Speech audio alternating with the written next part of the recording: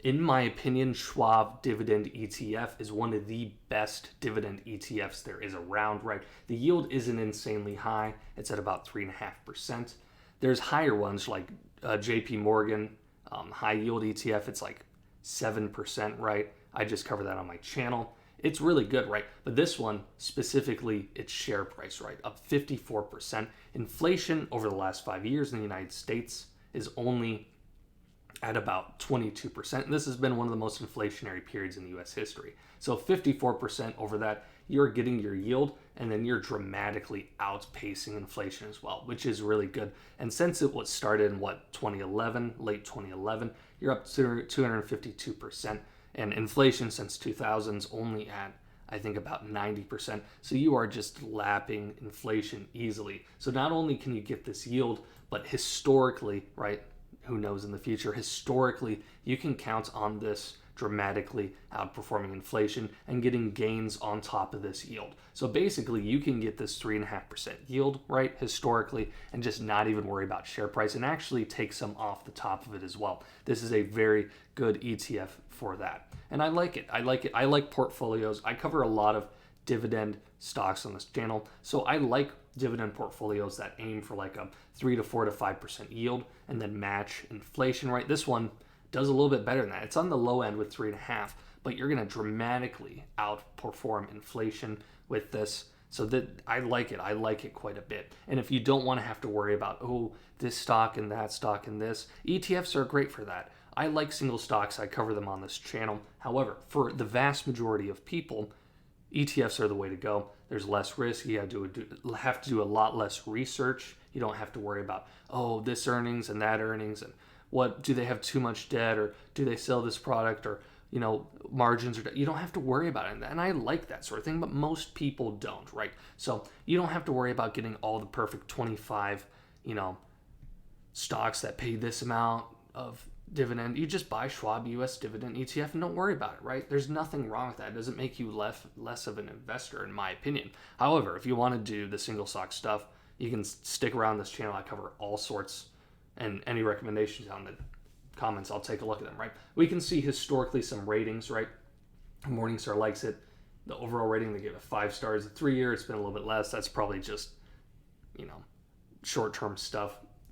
But long-term, 5-year rating, 10-year rating gets 5 stars. Wow, that's really good. Historical return above average, historical risk below average, right?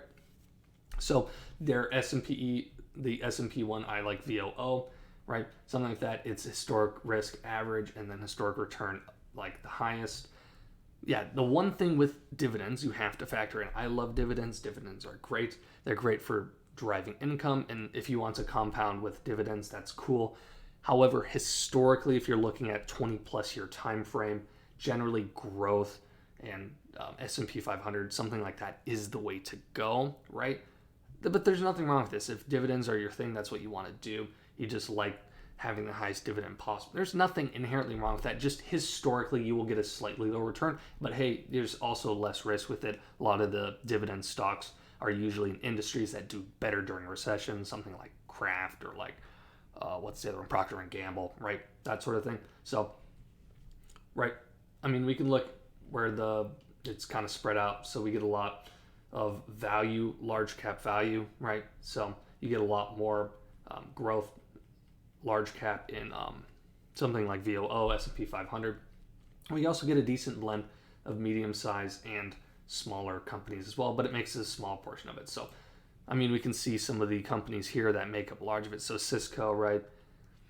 Home Depot, BlackRock, Chevron, Verizon, Altria. Is it Altria or I don't even know, but I know what they do. I just haven't had to pronounce it that much. AbbVie, Texan. Yeah, so you're getting a lot of large, solid companies. And yeah, 4% is a little bit, but compared to something like S&P, literally the Mag 7 makes up nearly 30% of the S&P 500 at this point, that sort of thing, right? You can even look at these industries, right? Semiconductors make up decent, tobacco, all that sort of stuff. So yeah, this is a really solid, we can also see it. Well, that was just how much they were up, right?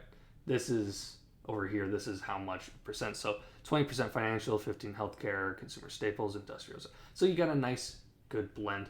Not a lot of tech, right? So I would recommend not 100% in this, you can have this. I mean, do whatever you want, right? But I want exposure to tech because historically tech has been performing, like the best. If you really want a lot of this, maybe do like a high growth tech ETF. I could cover something like this on this channel, although you can look it up yourself, of course, right? But yeah, just tech is done well. So I would just caution you to not fully, of course, not investment advice, but I caution you to not just only do value dividend, unless that's your thing. If that's your thing, you're a value investor, go for it, that sort of stuff, right? But at the end of the day, this ETF is great. Might be what you're looking for if you're looking for a solid dividend ETF that gets that does a good yield, a solid yield, not insane. There's other higher yields if you want it.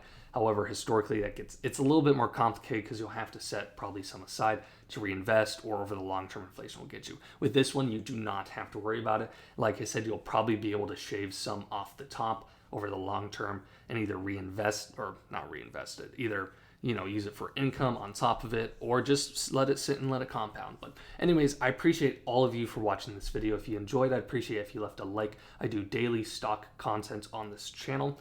I would also appreciate it if you subscribed. Whenever anyone subscribes to a video on my channel, YouTube often recommends, I get like a burst of views because YouTube's like, hey, people enjoy this guy, and then they recommend my content out more. But I appreciate all of you just for watching this video because it helps me out a lot too. And I will hope to catch you in the next video. Thanks for watching.